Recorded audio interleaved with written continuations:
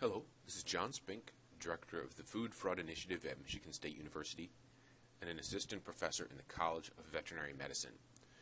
This is my presentation, Food Fraud Update and Terminology Survey, presented at the GMA Science Forum 2018 in Breakout Session 1, the Ingredient Food Safety Track, and specifically our session is Consumer Product Fraud and Update. This is Tuesday, March 27, 2018. I'd like to first point out that we have a lot of information on our website, reviews of reports. A lot of the maybe documents and concepts I've presented here have a lot of resources on our website, so please take a look there. First off, for curriculum, we're academics, introducing us a little bit. Curriculum is the background and the courses, and really it's a cycle: research, education, and outreach. So me being here at this GMA Science Forum, even putting the slides together, talking in the lobby, talking on the plane, I gained more insight on the topic and the needs, and that's outreach. That's when we're out here understanding it. And we learn about it, and even last night I led to doing a little bit more research on some new ideas, and that cycles back into education, which are our courses, so working with students both directly on projects and as instructor, and that gets back into content that goes into outreach. It's a constant cycle, and all of you have an important part of us looking at the marketplace. First thing we do as a course are called MOOCs, Massive Open Online Courses. They're free, open, and online, and that's a key that we'd like to point out, free.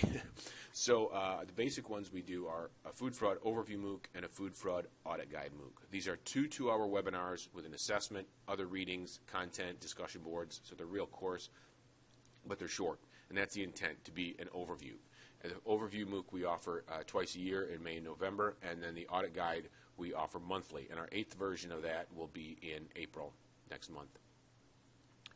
When we were developing the Food Fraud Audit Guide, we've been asked about another new topic in the intentional area, is food defense. So we expanded that to develop a separate food defense audit guide MOOC. That's also offered monthly now. The content is always free, again, and then our 3rd version is offered next month in April. So we're already moving through the process of refining it and updating it. This also is two 2-hour webinars. Then we have executive education. We do these on site, so this is more in-depth of the project management, workshop, vulnerability assessment, prevention plan, and that next one is September at Michigan State. We have graduate courses. Our programs are all online, completely online. So they're real Michigan State graduate courses, but you don't have to come to MSU unless you really want to. But we have 5 courses that deal with food fraud, either directly or indirectly. And then of those, if you take 4, you can earn a graduate certificate in food fraud prevention. And the key here is not training how to do things, but education on how to think about things. And so it really builds more of a background. It goes deeper. So if you're dealing with food fraud prevention assigned to it, really getting into that, this is a type of program that would add value for you there. And then those credits can roll into a Master's of Science in Food Safety. And these, again, this is a real Michigan State University Master's of Science. It just happens to be online, and so those credits can work in there. So that's the base of our products, I guess you'd say. I'd like to take a moment to thank our food fraud think tank. So this is a brand owner and manufacturer group who funds us to do a lot of different things. You know, deliverables are listed here, but special thanks to Dannon, Mars, Cargill, Wegmans, Mondelez, Hershey's, and Woolworths. One thing they do is they support our mission of standardized prevention practices. That's working on definitions. That's researching the base concepts. We don't do testing. We don't do really big implementation projects. It's really looking at the very basics. And some of those things include deliverables such as engagement with Codex and ISO. So those are projects we need funding to travel there. And if we don't get the funding to travel and we're not there, then we can't see what's going on and we can't influence it. The Food Fraud Audit Guide MOOC, the ability to have that be something that's offered free. So there's really a low barrier of entry for education. Also just our expanded online and on-demand resources such as YouTube, which is such as this video, of having the time to present this and then post it publicly. We do more reports, broad reports, and we also are starting to do more industry benchmarking surveys. People want to know where they stand in relation to everybody else. So to get into content, defining food fraud. So this is a general definition. It's one that's being discussed, debated, and refined, but illegal deception for economic gain using food. This is the really most basic definition of it, and this is consistent with the GFSI, the European Commission, the UK, ISO, China, and others of using this broad term. It includes the subcategory of economically motivated adulteration, or EMA. And specifically, EMA is defined by FDA. FDA states they have a working definition that's a substance for economic gain with harm. So that defines it as a substance, an adulterant substance part of food fraud. And food fraud covers a lot more topics than that. The motivation is economic gain. That's for them themselves. And one thing that's important to point out when we're looking at definitions is, what is it not? Food defense is a term, whether it's defined by GFSI, with FDA or others, it's defined broadly as a motivation that's traditionally harm or terror.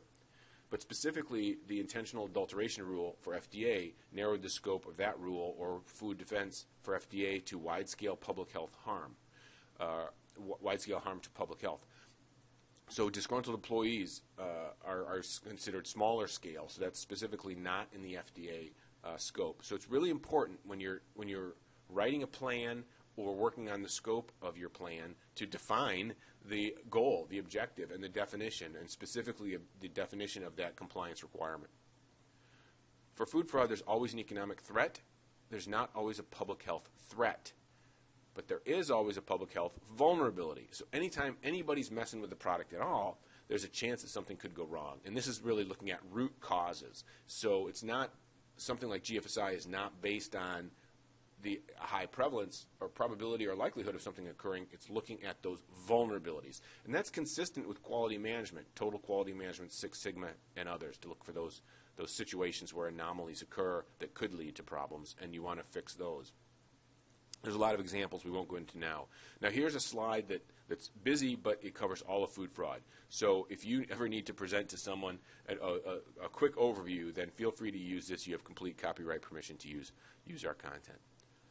The food risk matrix helps explain what a corporation, what an entire entity needs to cover. Now your job may be something more particular, but your bosses, your company, your owners need to have the entire food risk covered. And the key with this is we're looking at the motivation. We're trying to reduce the root cause of something's going to occur. So we need to understand why it occurs. So not just what happened after the incident, but why it occurs. So we need to prevent by understanding the motivation. Now this is Crime Science 101. So show of hands, how many social scientists in the audience? Usually the numbers are very low because a lot of times, most times, we're at a food safety conference. We are at the GMA Science Forum, and by science meaning the physical sciences, microbiology. So it's interesting to see the people that are usually working or tasked with food fraud. But this is what the corporation needs to cover: everything. Food safety and food defense are things that we knew about, we understood, we've worked on those. That's also really a lot of times the classification of the result after an incident occurs. Food fraud and food quality are included in here. With food fraud, we found that the motivation was fundamentally different than food safety and food defense, because the bad guys are actively seeking to avoid detection. They're working hard. They're human adversaries. It's not E. coli that all of a sudden became intelligent and figured out which test you were using and thought how they decide to replicate in a different way to not make a toxin you're looking for. So food fraud is fundamentally different. We added food quality here because most times these are under a food quality system or a food quality department. So the work processes to look at study prevention are very similar. In this column on the left, it's unintentional. You do not try to create these type of incidents, and then on the right is intentional. So food fraud and food defense, the bad guys know what they're doing. For food defense, the intent is harm, public health, economic, or terror. For food fraud, the motivation is economic gain. They're trying to make money for themselves. So a disgruntled employee would be trying to economic harm for someone else. So that's not, the motivation would not fall under food fraud. And to look at a few terms more to be in more detail, terrorism. So terrorism is showing up more in the food industry, especially across Europe, talking about a new focus.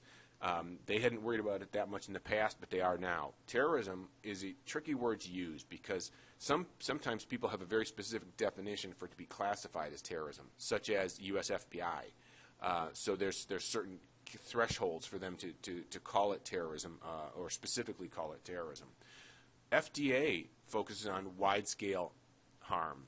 So this is broader than terrorism. It's not. It doesn't have to be classified as terror, but it's broader. But it's not all food defense. So it has this refined efficiency to the focus there. But to meet GFSI compliance or you to protect your company, if you're head of food defense, you need to deal with all of it. You can't just say. I mean, unless you're the intentional adulteration rule person, then if you're in charge of food defense, you're in charge of the whole area. So it's just good to know what the scope is. Now with food fraud, to point out that economically motivated adulteration, the FDA working definition is a subcategory in here. It doesn't cover all types of fraud. Very important part of it. We'll cover this more in a couple slides. Compliance requirements, the dates. So first off, GFSI, you're not really GFSI compliant. You're compliant to a food standard that they in turn need to be compliant to GFSI. And that's a real key. If they don't ask these questions, they may not be meeting their GFSI requirements. But as of January 1, 2018, it's required to have a food fraud vulnerability assessment for all fraud and a food fraud prevention strategy for all products. So if you only cover substances or ingredient substances, not all products, if you don't cover all types of fraud, if you only cover ingredients and not finished goods, then you haven't covered the GFSI compliance. No documents equals audit nonconformance. That's the bottom line. Now, it doesn't have to be detailed yet. But the bottom line is you have to cover all types of fraud and all types of products. And over time, we'll have harmonization and best practices that dig this down a little bit more deeper. So GFSI, now in the past, previously, some of the other standards did cover adulteration or fraud in one way or another back to July 2015. So some of this has been in development since then. The FDA Preventive Controls Rule, September 2016. So this is already in place. And it's been interesting when we go through definitions to look deeper at what is the actual requirement. Now, this doesn't say what's actually been enforced right now, but so do you feel comfortable driving 85 miles an hour on a highway in a 70-mile-an-hour zone because you haven't seen anybody pulled over?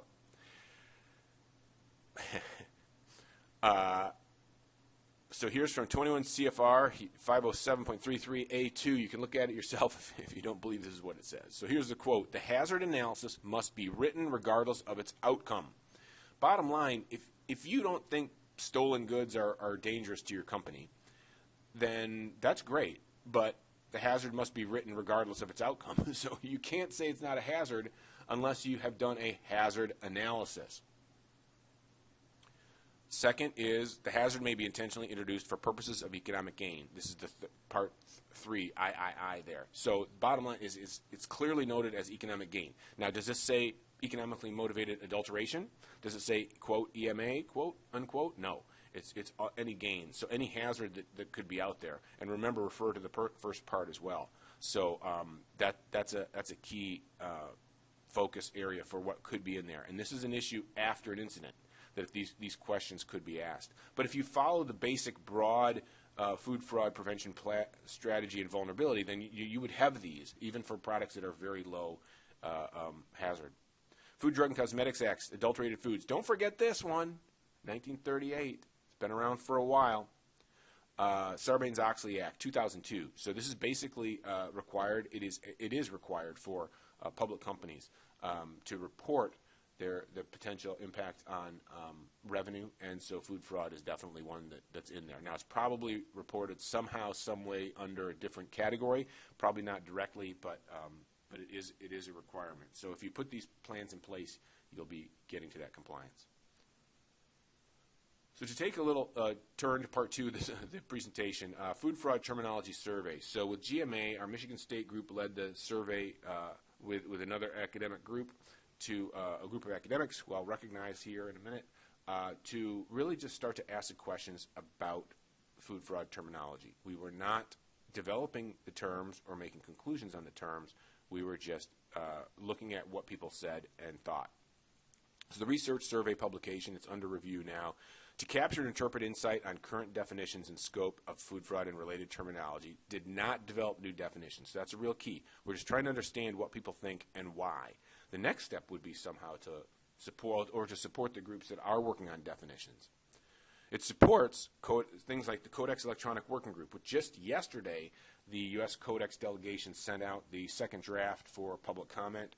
So that's looking at a wide range of definitions. This work that we did influence the electronic working group, or I'll say we submitted it and they considered it in that group. And then there's others going on like ISO. So ISO 22000 is food safety management. So that's going under revision right now. Their final document is out for public comment.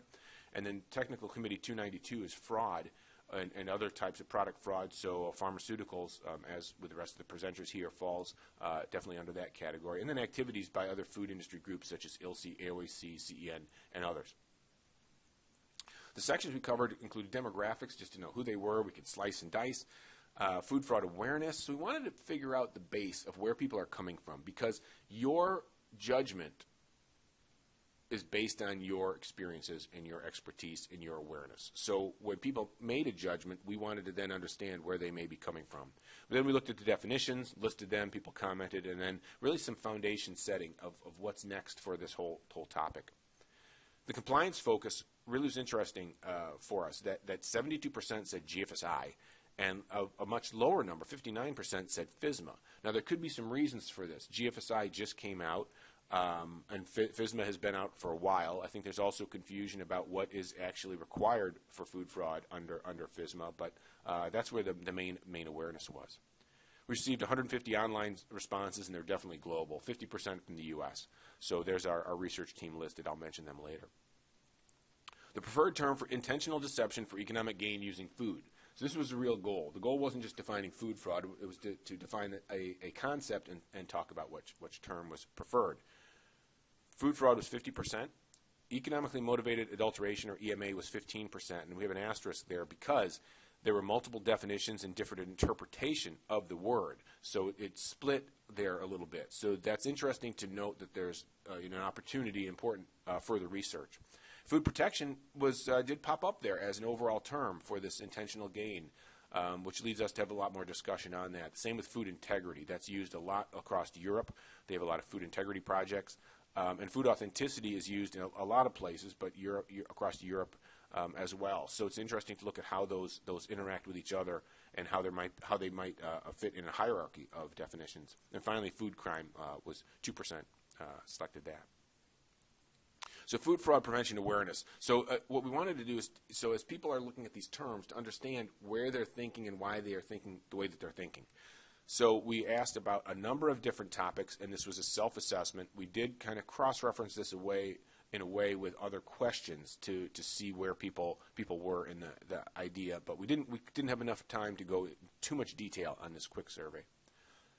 Low in the areas of finance, enterprise risk management, criminology, and corporate security. I'm going to guess that most people in these presentations here are not in those areas. So at least there is an awareness that they have a low expertise in these areas. When someone has a low awareness of expertise in an area, they're much more open to insight or things that are statements of what's going on in those areas. Then there's an area of where there's high confidence: food science, authenticity, certification, testing. Now, from a behavioral sciences standpoint, this is key to learners to know as well, because if an expert feels that they're expert in a field, then they're going to believe that their expertise, their insight, their opinions, their conclusions are already correct. So if there's some of these that are just a little bit different or odd or some type of paradigm shifts, it's very difficult to address people that are expert in these sections. So this is something for us as a group should be aware of, and I would say people like me, for myself, to be aware of where I feel my expertise is, because that would be my blind spots to new ideas. Is there overconfidence or over-reliance in one area or another, or one science in another? Maybe. Ignorance of finance and social science, and maybe ignorance is a little bit of a strong word, but lack of awareness. Like Sarbanes-Oxley is something that is required for corporations, public corporations, and the awareness of what is Sarbanes-Oxley or enterprise risk management is very low with our typical survey respondents. So even though it is a compliance requirement. So to look a little bit at food fraud and economically motivated adulteration, or EMA as a term, economically motivated adulteration as a term. First off, there was debate whether to include intentional or illegal in the definitions, because this gets to be, well, intentional that that it's something that they tried to do. Now, this is an issue if you're trying to prove it, say, in a court of law. Now, I think when you're looking at the motivation, it's not, it could be the result. If you used food fraud as the scope or term for prosecution is one thing, but when you're looking at motivation, then it's okay to have these broader concepts. But illegal is another one of, well, what if it's deceptive practices that are not explicitly illegal? So there's some good debate there and an important discussion to come. Food fraud is a term used globally and widely. This is what we do see around the world, and it showed up in the survey. Sometimes other groups around the world don't use the word EMA at all, or economically motivated adulteration at all in a document. Adulteration is confusing as a word. So we look at the FDA EMA definition versus the Food, Drug, and Cosmetic Act adulterated foods. So remember, EMA is a working definition by FDA of a substance for economic gain. But we could say, well, let's look at the adulterated foods to see if they really meant economically motivated adulterated foods. The adulterated foods section does not require an adulterant. So right there, EMA, one definition versus the other is in conflict. Also, think about this. There's adulteration and misbranding. That's not the same section. Those are two different sections. So something could be misbranded foods but not adulterated foods. Something could be adulterated foods and not misbranded foods. So it's not included in there. Which brings up the question of, if food fraud is all types of fraud, then do you need EMA plus economically motivated misbranding to be equal to the full scope of food fraud? So you can see here there's a number of different issues and confusing points of the working with the term adulteration. So the conclusion was it seems food fraud is the most efficient term. Also, to not use the term adulteration due to confusion with the use of the adulterated foods section of the Food, Drug, and Cosmetic Act. That was a conclusion in our a summary of the respondents' comments. Next step to be determined. So Codex is working on this, CEN, ISO, others, and so we'll monitor. As an author team, we'll monitor to see what's going on and where we can contribute for insight. So I think it's really important to create really good definitions that are clearly defined early on. It just makes the rest of the process that much easier. A lot of ways to work with MSU. Thank you so much for everybody. And our executive education is in September. Acknowledgments, and I say here, Brian Bedard, John Keogh, Larry Goodridge, Joe Semeka, Doug Moyer, Keely Vasan, and Leon Bruner. So thank you all for being co-authors on this study. It's been great working with you on this, and look forward to more of it in the future. With that, I'll say thank you and goodbye.